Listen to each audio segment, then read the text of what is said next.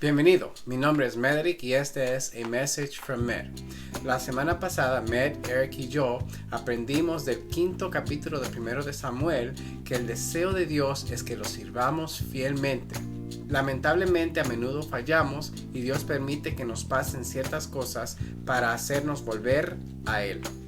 Ahora que Dios se ha glorificado en medio de los filisteos, ¿cómo devolverán el arca del pacto?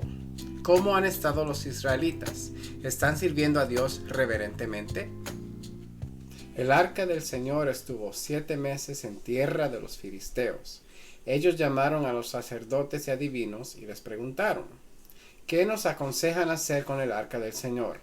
Díganos cómo podemos devolverla a su lugar.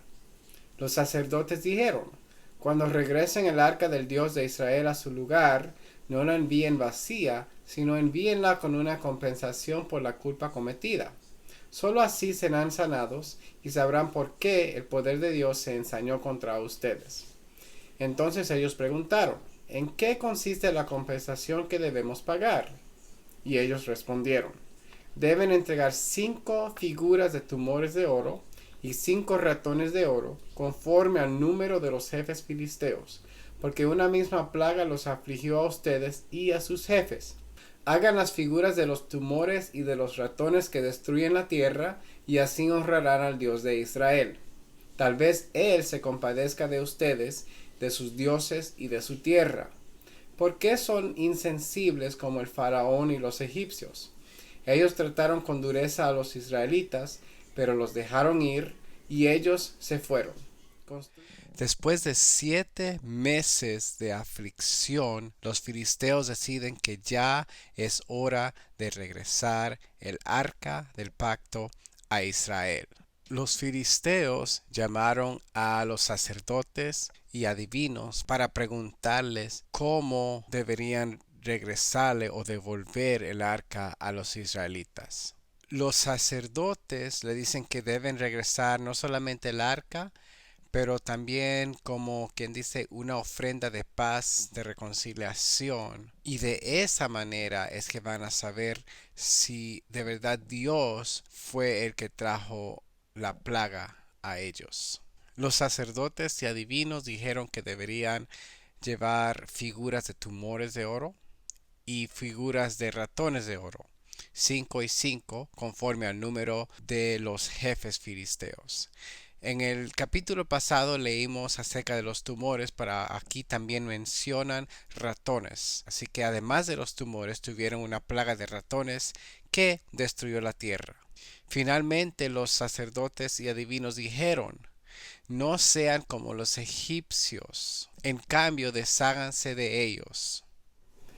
Construyan ahora un carro nuevo y elijan a 2 vacas que no hayan llevado antes el yugo y que estén criando.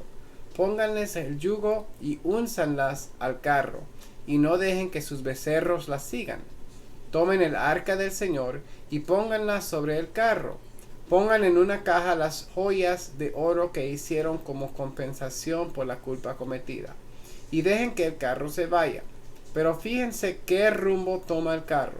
Si se va por el camino que lleva a Bet-Semes, su tierra, eso querrá decir que fue el Señor quien nos mandó tan grandes males. Pero si toma otro camino, sabremos que no fue el Señor, sino que lo que sufrimos fue un accidente. Aún así, con la plaga que los había afligido por 7 meses, parece que los filisteos no estaban tan convencidos de que fue Dios quien los afligió, porque hicieron otra prueba, la cual era esta. Tuvieron que escoger 2 vacas que nunca habían llevado yugo anteriormente, o sea que no estaban acostumbrados a tener el yugo puesto y a lo mejor no iban a saber cómo trabajar juntas para llevar el carro.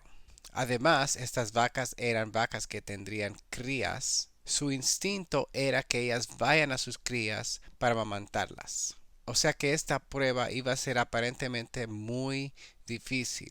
2 vacas sin entrenamiento en el yugo y con el instinto no de ir a Israel, sino de regresar a sus crías. Aquellos hombres lo hicieron así. Tomaron 2 vacas que no habían llevado yugo y que estaban criando, las uncieron al carro y encerraron sus becerros. Luego pusieron el arca del Señor sobre el carro y a un lado la caja con los ratones de oro y las figuras de los tumores como compensación por la culpa cometida, y la dejaron ir.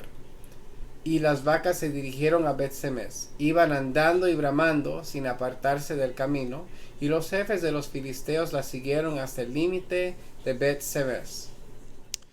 Los filisteos hicieron como le mandaron los sacerdotes y adivinos, y las vacas fueron, y dice, iban andando y bramando sin apartarse del camino. Esta palabra bramando se refiere a que las vacas no estaban contentas con lo que estaban haciendo. Me imagino que estaban sintiendo el dolor del yugo porque no estaban acostumbradas, uno, y dos, querían regresar a sus crías. Pero vemos aquí que ellas le fueron fiel al Señor y fueron de regreso a Bet-Semes sin apartarse del camino. Los habitantes de Bet-Semes estaban en el valle sagando el trigo, y cuando alzaron los ojos y vieron el arca se alegraron mucho. El carro llegó al campo de Josué de Bet-Semes y se detuvo en donde había una gran piedra. Entonces ellos tomaron la madera del carro y la partieron y ofrecieron las vacas como una ofrenda al Señor. Luego los levitas bajaron el arca del Señor y la caja que iba junto a ella, donde estaban las joyas de oro, y las pusieron sobre aquella gran piedra. Ese día los habitantes de Bet-Semes ofrecieron sacrificios y ofrendas al Señor. Cuando los habitantes de Bet-Semes vieron el arca del pacto, estuvieron llenos de gozo. Tal vez fue un gozo similar al gozo que sintieron los discípulos al ver a Jesús resucitado.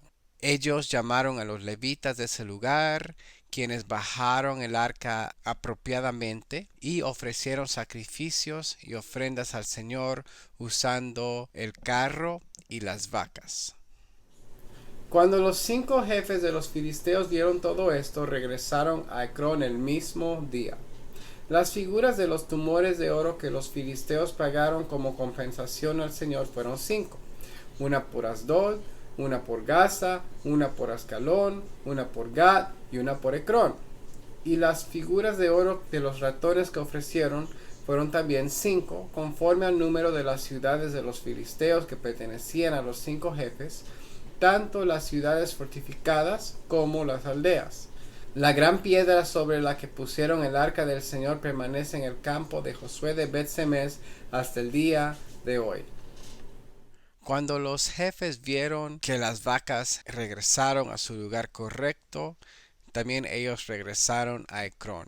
El texto no menciona su reacción, pero me imagino que ya estuvieron convencidos de que fue Dios mismo el que les trajo esa aflicción debido a que se llevaron el arca del pacto. Pero Dios hizo que los hombres de Bet-Semes murieran porque se atrevieron a mirar dentro del arca del Señor.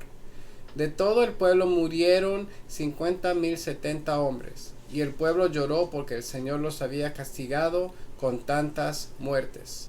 Y dijeron, ¿quién será digno de estar delante del Señor, el Dios Santo? ¿Contra quién se ensañará cuando se aparte de nosotros?